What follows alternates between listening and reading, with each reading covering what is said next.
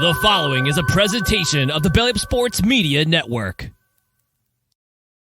What is up, everybody, and welcome into another episode of the Up Tempo Podcast. I'm your host, Blake Lane, and here tonight with my co-host, Dustin Smith. Dustin, man, we picked up two big-time midweek matchups. Got a couple dubs, man, for the Auburn Tigers, and getting one over UAB and Jack State. So it was in-state games, man. They were pretty tough battles, man. Auburn having to come from behind last night against Jacksonville State. But big momentum going into this weekend, getting ready for SEC play next weekend. I know you'll be at Plainsman Park this weekend. But first, man, let's talk about your strap right here and everything that happened. I know it's been a tough week for you, but you're battling through it, Dustin. What's up, man? Yeah, well, our boy Cooper, he said he was going to be back soon because he had the best trainer in the country. So I might have to holler at him this weekend, bro, and say, hook your boy up because my appointment ain't till Tuesday. Just clumsy. Had the house shoes on going into work because my work boots are in the truck, and just was helping a guy get something on the truck real quick. House shoes and slipped. Like a tailgate's up on the truck, so I'm like trying to step over the tailgate onto the bumper. And I missed or slipped or something, and it was either head or arm, so I chose arm. So I've got three fractured bones, and the one that is the son of a bitch is the one in the elbow that the doctor says is the one that helps you rotate your arm. And it just is like it just looks like there's a big knot right there on the top of my elbow. So that's a lot of fun, and medicated up though. I can promise you, feeling good tonight. And going to be feeling good in Plainsman this weekend. And I got a prescription, so I don't want to hear nothing. There we go. Well, Dustin, man, we hope you get back to feeling right, man, and we hope that thing heals up. Hopefully no surgery, right? And that's all looking good? We'll find out Tuesday.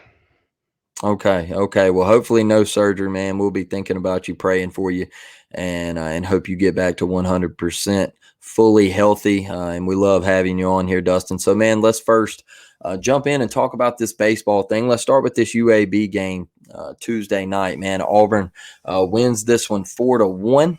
It wasn't anything spectacular with the lineup and the bats. It was a struggle hitting the baseball, it felt like, but Auburn found a way to get it done. UAB kept it close for a while, but, man, Bryson Ware is an absolute monster. He's on a tear. Dustin, this guy is seeing beach balls, okay? He's barreling everything up. He had a 2-run bomb. The guy is just playing out of his mind right now. Got a cannon at third base. Has been silky smooth with it over there with the leather, flashing that over there.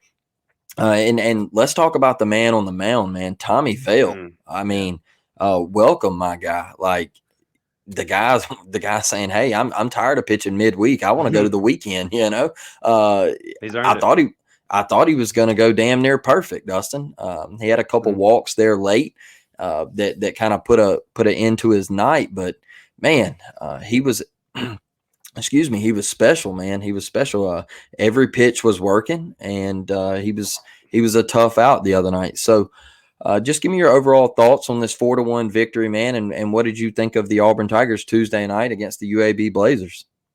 Well, pretty much two guys are responsible for this dub. That's Tommy Vale and Bryson Ware. We had 4 hits, and Bryson had 3 of them. So it kind of, and the home run accumulating for the majority of the RBIs there. So other than Bryson, the bats were cold. I think it was the first night where Ike didn't have a hit.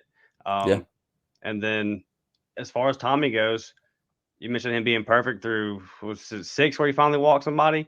You go back to the game last Tuesday night versus FAMU. He didn't give up any hits. I'm not remember his walks off the top of my head, but he didn't give up any hits in those 4 innings there either. So he started the season off with 9 innings of not giving up a hit anyway.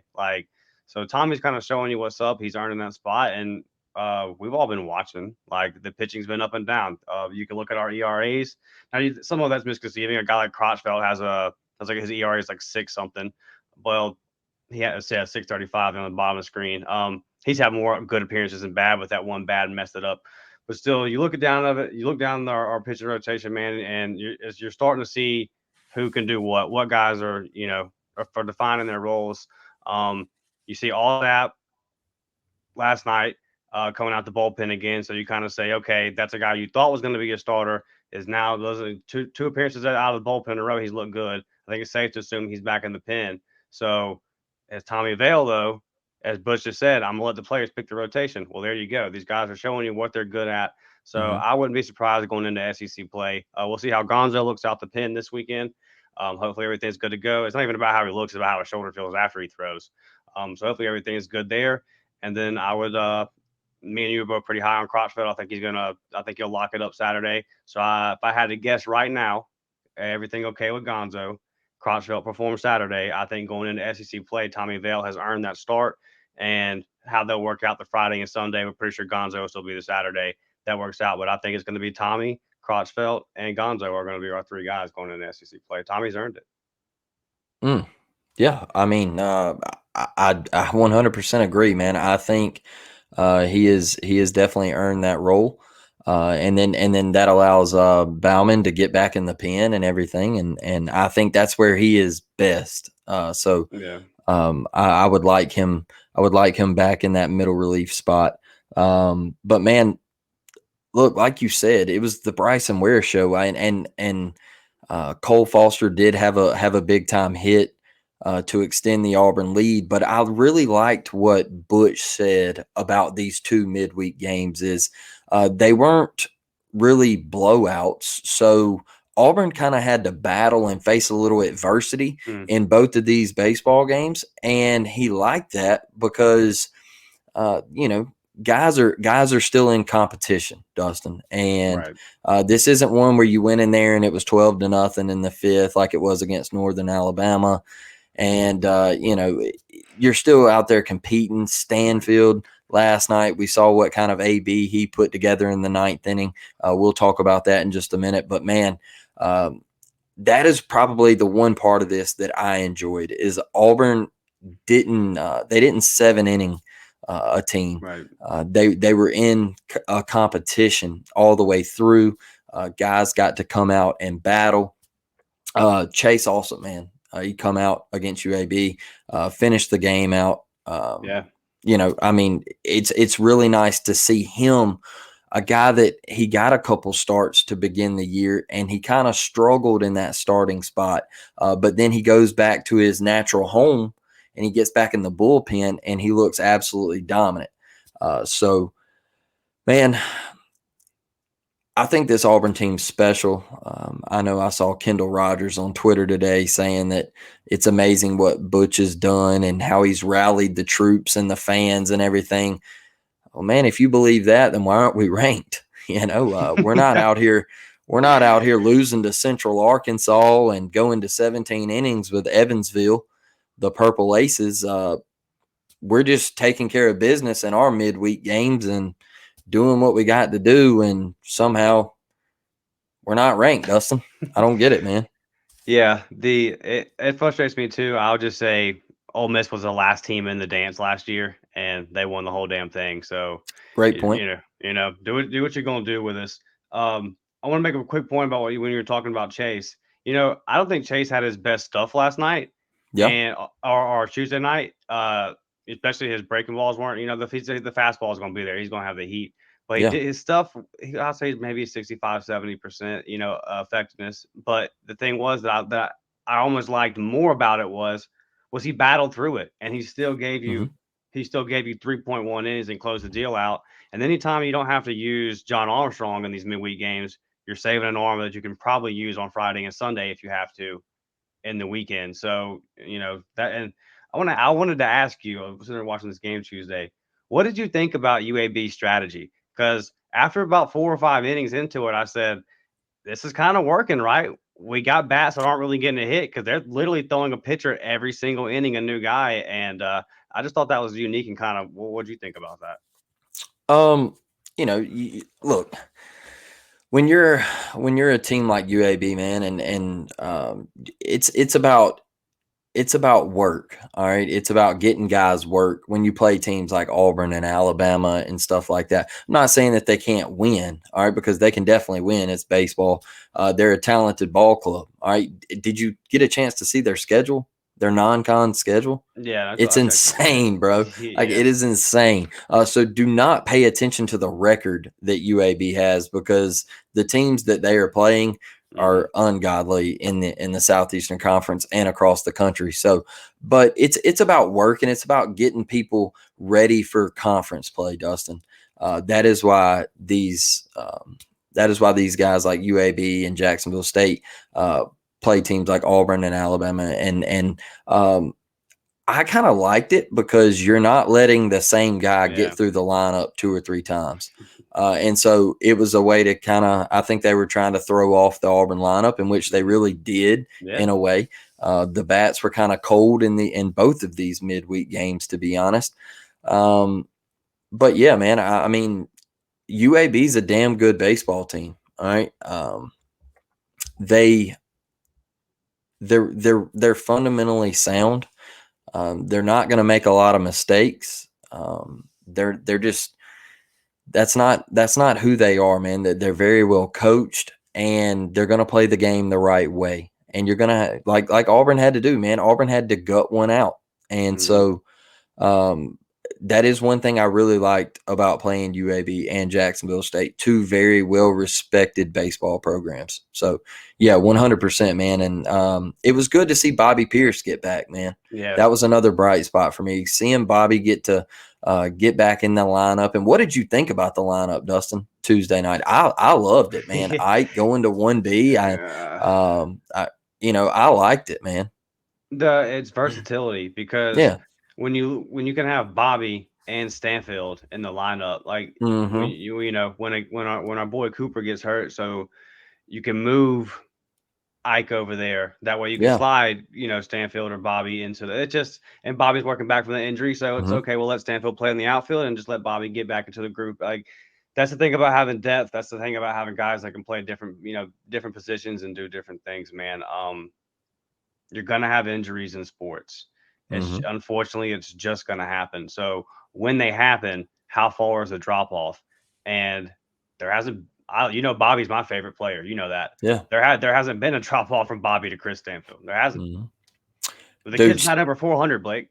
Yeah, just Stanfield is ridiculous, bro. Look, he did make a mistake last night, but like I told one of our followers on Twitter, look, the guy's a true freshman. He's going to make mistakes. All right, like, he's not perfect.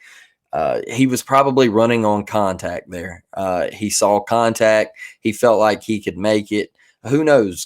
Gabe could have had a call. Hey, you're going on contact. All right. But then again, it also, and it probably was Stanfield's read, that he thought he could just flat out make it, and he got caught up, and it happens. That's a learning point right there. But the kid can absolutely rake. He's one of the fastest cats in the country, let's be honest. I mean, the way he gets down the line, bro, and I'm telling you, if he hits a ground ball in the infield, you better not pat twice, because if you pat twice, you're in trouble. All right, you better field through the baseball and make a solid throw to first, because he's scooting down the line. But yeah, man, that is one of the biggest things I love about this Auburn team, is how deep they are. I mean, you can do so many different combinations in this lineup and not worry about, hey, like, we got holes in the lineup tonight. How are we going to muster up runs? Like, and like, even last night, Auburn was going to eventually break through in one of those last 3 innings. Like, you knew they weren't going to get held down, right? Even though the kid from Jack State absolutely shoved, bro. He would pitch. Yeah, he was just giving us the business, and hell, let's go ahead and jump to game 2 that happened last night, man. Auburn comes out with a 6-3 win over Jacksonville State, a hard-fought win, a come-from-behind win, Dustin. Another one. I mean, man, like I said, you eventually knew Auburn was going to come through, But man, the bats were absolutely silent until the 7th inning, man. And what do you know? Well, let me take that back. Let me take that back, Dustin. Somebody's bat who wasn't silent. All right. And that was Mr. Cole Foster. Mr. Cole Foster had himself a night, but it seemed like everybody else was pretty silent until the 7th, and Auburn finally got things rolling. But man, what did you feel about the game last night? Coming from behind, down 1-0 late, and Auburn finding a way to win another baseball game. The kid for Jacksonville State, Peppers, his ERA is 1.08 on the year. Yep. So that kid could throw the baseball, man. The most important thing to me in this game was the bounce back from Connor Copeland. He got touched up this weekend. He comes back. He gives us 5 innings pitched, 6 Ks, 1 walk, and then Will Cannon did his thing as well. A couple of those guys kind of struggled in the middle there. But yeah, that was my number one. From both these weekend starts was the pitching things that you found out. You found out Tommy Vale deserves a weekend spot. And now if you're moving Tommy Vale, you're probably saying, okay, we trust Connor in these midweeks. So I like that. I think Herbert Holtz is a midweek guy. Okay. I never really thought that he was a weekend guy just yet. And I think he's still working through some things. Yeah. And I think we can give Tommy Vale that spot there. One thing I will say about Herbert Holtz now is, he was off last night, but that inning got started with his inning got started with an error by Cole Foster. So, it just kind of kicked off bad. It really just wasn't his night, and then he had the pass ball and everything. So it just kind of felt like the cards were stacked against him last night. He didn't have his best stuff. And then Chase come in, Isbell, he comes in and he works out of it. He gets out of the jam to keep Auburn right there. So, man, I was really impressed, like you said, with Connor and his performance, especially after what happened last weekend. He to bounce back like that, to get your name called and go out and absolutely put on a dominant performance. And you were waiting for Auburn to get going, man. And they end up getting into the 7th inning, losing 1-0. And in really your first true road game, you're trying to muster something up, and you have a 4-run 7th, man. Cole Foster gets the RBI in the 7th. He scores Caden, and I believe Caden walked. And he gets to second, and Cole drives him in, gets a single out into left, and drives him in to tie it up. And then Justin Kirby, man, who has he has woken up and started just absolutely driving the baseball. Look, people were all over the whole 6-for-6 home run thing. Guy can't hit base hits. Look, he is going to hit gap to gap with absolute power, man. All right. The kid can hit. He takes great ABs. He has a hell of an eye for the baseball, Dustin. He draws a lot of walks. That is one thing that I'm really impressed with him about. But he gets the ground rule double to go up 2-1 in the 7th. And then Ike wakes up. He takes a pitch to the opposite field, burns the left fielder. Man, look, when I made the comparison about him and Juan Soto, right, I mean, that really, really showed me right there the way he just hits the ball to the opposite field. Mm-hmm. And no matter where you try to attack him, he's dangerous, man. And another thing I like about Ike, man, is I watched him strike out last night. He swung at a terrible pitch, all right, awful pitch. And as he was walking off, you could just see him. He was just kind of gritting his teeth, just kind of like, man, like I know that wasn't who I am as a hitter. Right. And I chased something that I had no business chasing. And then for him to come back up, all right, the short memory, all right, in a game where you fail 7 out of 10 times and you're considered an all-time great. The short memory for him to come up and put an at-bat together like he did in the 7th last night, to get that stand-up double and Auburn to really put their stamp on this game. That speaks volumes to me, man, for him to be that young and him to be a true freshman, him to step in when Coop goes down and play first base and DH for this team. And you never hear him say a word, man. Like you never see him just doing anything that's out of the way to maybe bring a distraction to a ball team or anything. Dude, he just carries himself so well. And that is what is really just keeps popping out to me, man, is Ike is just so damn mature to be his age. And even Dustin, I'll be honest with you, man, even when he gets a hit, bro, like you really don't see like a whole lot of emotion come out of him. Like most 18-year-old kids last night, they get that double, they burn the left fielder. All right, they're freaking, going nuts at 2B and just, dude, Ike just trots in and he's like, hey, like double, baby, let's go. Like that's what we're here to do. It's nothing just like what goes down in Knoxville with rounding first base. See, that's I was just waiting to say that. I was just sitting on that. It comes from the top down. It comes from the top down. Butch, the leader, Butch, 100%, man, 100%. I kind of said that last year when Tony V and Tennessee was at the top, man. I kind of did like a little prediction thing going into the bracket, and I said, hey, look, don't be surprised when Tennessee doesn't make the College World Series. And people were like, man, you can go back on YouTube and read the comments. They're like, oh, you're just a hater because we took 2 out of 3 from you and everything. And I'm like, look, bro, I'm not hating. I'm just telling you, the baseball gods are going to serve you right, bro. Like they're going to come at you. All right. And Notre Dame coming there and waxed. So, play the game the right way. And I think that's really and truly what Ike Irish does. Dude's a hell of a competitor. I think we learned a lot out of this baseball team out of these 2 games, Dustin. I really do. And Chris Stanfield, man, in the 9th, just getting up there. Another freshman, man. Coming through with 2 ribbies right there in the 9th. A hell of an at-bat. Battled, fought a couple off-speed pitches off. And just really found a pitch that he could drive into left field, man, and extended the lead for the Auburn Tigers. So kudos to this team, man. I really enjoyed it. Dustin, give me your thoughts on the game last night, later in the innings and the young guys, man. Well, whenever we talked with Lindsey, he said Chris Stanfield is the future of the Auburn outfield. I think Chris Stanfield said, I might be the president, brother. He's batting 429. Listen to these averages, okay?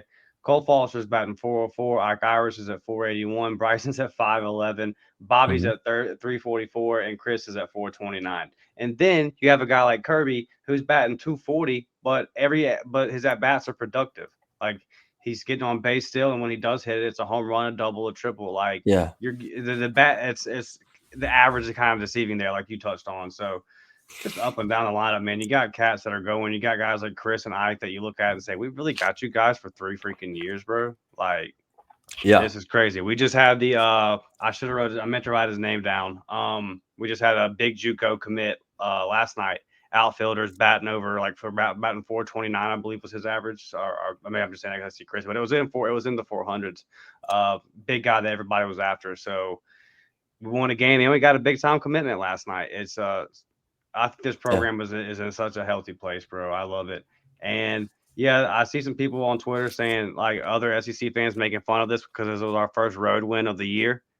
We tried to go to LA. I mean, don't be stupid. We didn't schedule nothing but home games. We tried to go to LA, and then our first weekend series is going to be at home in the SEC. So what can we do about that? But overall, man, like you said before, anytime these games can slip up on you, these people can get you, and guys are staying hot. And Tommy Vale, Connor Clopen. That's my thing with these 2 games. I think you figured out some very important stuff that you're running out of time to figure out when it comes to this rotation. Great point. Let me pick your brain, all right? Because I want to ask you this. I feel like I feel like some people on social media are kind of hinting at this, and I just wanted to ask you. You said that Stanfield might be the present. All right. So in this lineup, what do you do if he is the present, Dustin? Do you sit a Case and Hal? Like, where does he play? Like with Dyke with excuse me, with Ike being at DH, and then when Coop comes back, how does all this unfold? Because like I've put different lineups, and maybe you just go with the scouting report and the best matchup against who's pitching for who.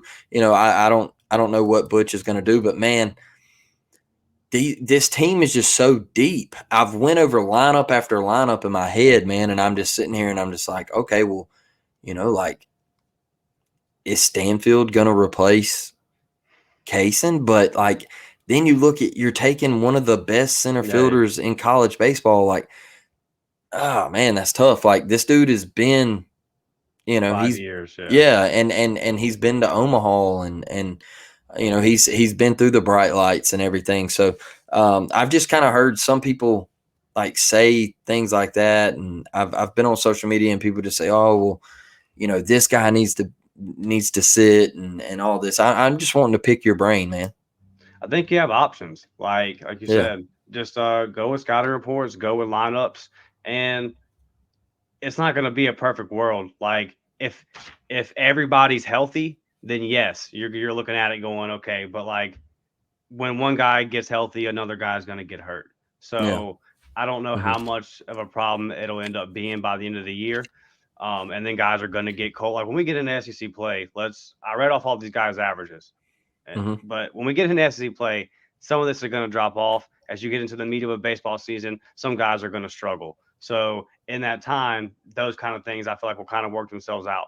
But if everything is, if it just was status quo as is, and then say everybody was healthy, I would be sitting there if I was Butch, scratching my head every night, going, what do I do here? I think the good thing about a guy like Stanfield is it's like, brother, you got time. So we're not just gonna completely sit a 5-year guy like Case and Howell, who has given this program so much, because I don't think that'd be good for the locker room. You know what I mean? Like, because it wouldn't sit well with me as a fan. So I don't know how it would sit in the locker room. But you've got options, and then if you're in a tight game, I got several options I could look at on that bench and say, go in here and get me a big hit.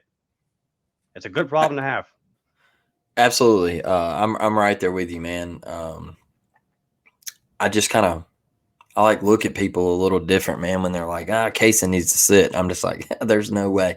But leadership is a very big thing. You can't quantify it, but exactly.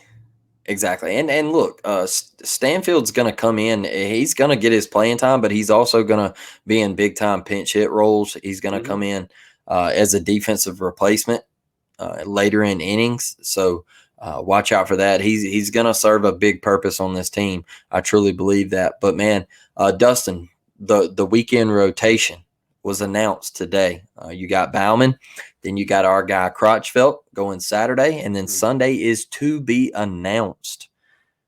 Man, what are you thinking about this series coming up this weekend? Southeastern coming back to Plainsman Park. They spent a little time there during the regional last year.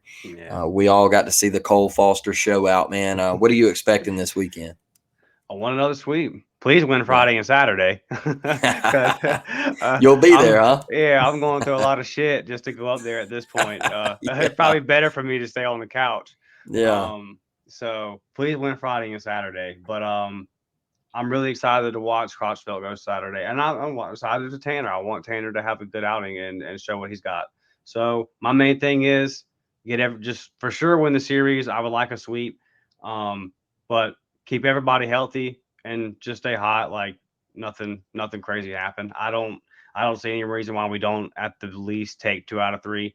And if you do that, you say, okay, you went 4-1 on the week. And if you sweep, then you say, well, we went 5-0. And so That's a goofy looking record at 11-1-1, bro. Yeah, That's bro, crazy. that Yeah. tie was insane because you had to That's, go home to mommy and daddy and hug little Timmy and all that. Man, that California is pure weird, but we'll talk about that another day. But man, before we get out of here, let's wrap this one up. I know you're in pain, man. I really appreciate you hopping on with me and doing this. But like always, I'll let you get your final words in and just off the dome, man. What you got? well, I'm excited. I'm excited to go up to Auburn. Obviously, can't wait Yeah. to wake up in the morning and go up there. Excited to be in Plainsman again. We got a basketball game coming up in 30 minutes. So if you're listening to this, you probably will already know the result. But fired up for that. So it's a fun time of year, man. I've been sitting here on the couch, don't have any other options, just watching March Madness all day. And Yeah. that Mississippi State Florida game went to overtime. That was a crazy Yeah. game. So the madness is in the air. Baseball season is underway. The boys are in football spring practice this week. They'll kick back off next week, and we'll have plenty of football content coming for as well. So listen, we got a lot of people watching the videos. We got a lot of people, subscribing. Hit that like button, man. Boost that algorithm for us. It really help us out a ton. But we appreciate everybody showing love. We really do. War Eagle. Love it, Dustin, man, and we will leave y'all with the War Damn Eagle. There's going to be a slight break in the basketball breakdown because we have a special guest coming on. So the SEC tournament breakdown, we will do all of that Sunday. We don't want to get on here and if we win tonight, sling one out and then get on here if we keep winning and just keep slinging them out. So we're going to wait until everything's wrapped up. The bracket is just locked in 100%.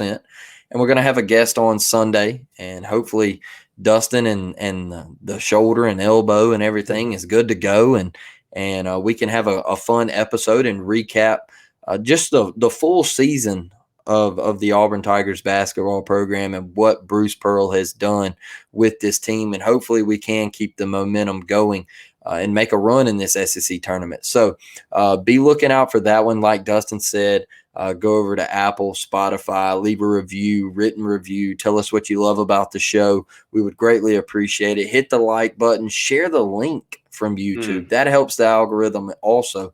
So if you go straight to the YouTube page, subscribe, click the bell. Also share the link. Share it out to whoever you want. That helps the algorithm a lot. So like I said, War Damn Eagle, thanks each and every one of you for tuning in with us. We greatly appreciate it. And with that, we will catch you on the next one. We are out.